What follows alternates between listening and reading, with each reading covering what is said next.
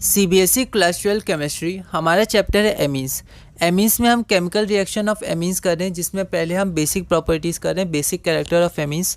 अगला क्वेश्चन है question number 27, among the following which has the highest value of pKb. 4 option है आपके पास। यह क्वेश्चन सीबीएसई 2023 में 1 मार्क का पूछा गया था। एक बार आप इस क्वेश्चन को ट्राई करिए, फिर हम लोग आगे बढ़ते हैं। यहाँ पर हमें ध्यान देना है पीकेबी, केबी, बेसिसिटी, इनमें क्या रिलेशन होता है। तो केबी और बेसिसिटी तो डायरेक्टली प्रोपोर्शनल होते हैं। अगर ज़्यादा केबी है तो ज़्यादा बेसिसिटी है, ठीक है। लेकिन पीकेबी इन्वर्सली प्रोपोर्शनल होता है केबी या बेसिसिटी के। अगर पीकेबी ज़्यादा है किसी कंपाउंड का तो उसका बेसिसिटी कम है, ठीक है।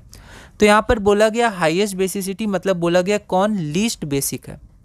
सॉरी, हाईएस्ट पीकेबी मतलब कौन लीस्ट बेसिक है। तो पीकेबी आपका इन्वर्सली प्रोपोर्शनल होता है बेसिसिटी के, ठीक है, बेसिक कैरेक्टर के। पीकेबी अगर किसी कंपाउंड का ज़्यादा है वैल्यू, मान लीजिए 3 है, 4 है, एज कम्पेयर, एक का 3 है, एक का 4 है, तो जिसका पीकेबी आपका 4 है, ठीक है, मतलब वो क्या है, आपका कम बेसिक है। और जिसका पीकेबी 3 है, वैल्यू कम है, वो ज़्यादा बेसिक है, ठीक है। Highest value of pKb means the weakest base, ठीक है, that is compound with lowest basicity. और हम लोग वही कॉन्सेप्ट लगाएंगे कि electron withdrawing group decreases the basicity and electron donating group increases.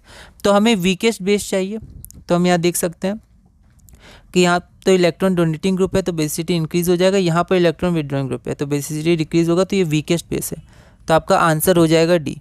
Highest value of pKb means the weakest base that is compound with lowest basicity. Electron withdrawing group है तो ये weakest base हो जाएगा due to the presence of electron withdrawing group NO2 which decreases the basicity. तो आपका answer क्या हो जाएगा, तो आपका आंसर हो जाएगा डी।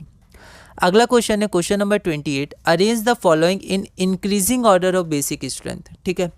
यह क्वेश्चन ऑल इंडिया 2015 में 1 मार्क का पूछा गया था। एक बार आप इसे ट्राई करिए, फिर हम लोग आगे बढ़ते हैं।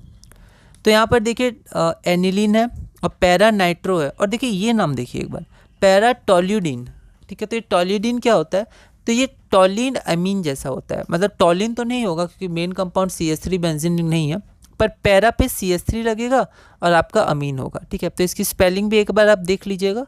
तो ये कंपाउंड थोड़ा नया है, एक बार एल्डिहाइड में भी ऐसा आया था, तो आप ध्यान रखिएगा इसको।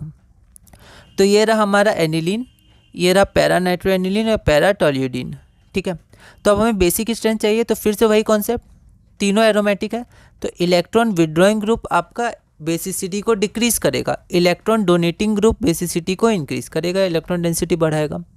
तो the presence of an electron donating group here CH3 increases the electron density of n atom on NH2 thereby increasing the basicity of amine, while an electron withdrawing group here NO2 decreases the electron density of n atom of NH2 group thereby decreasing the basicity of amine.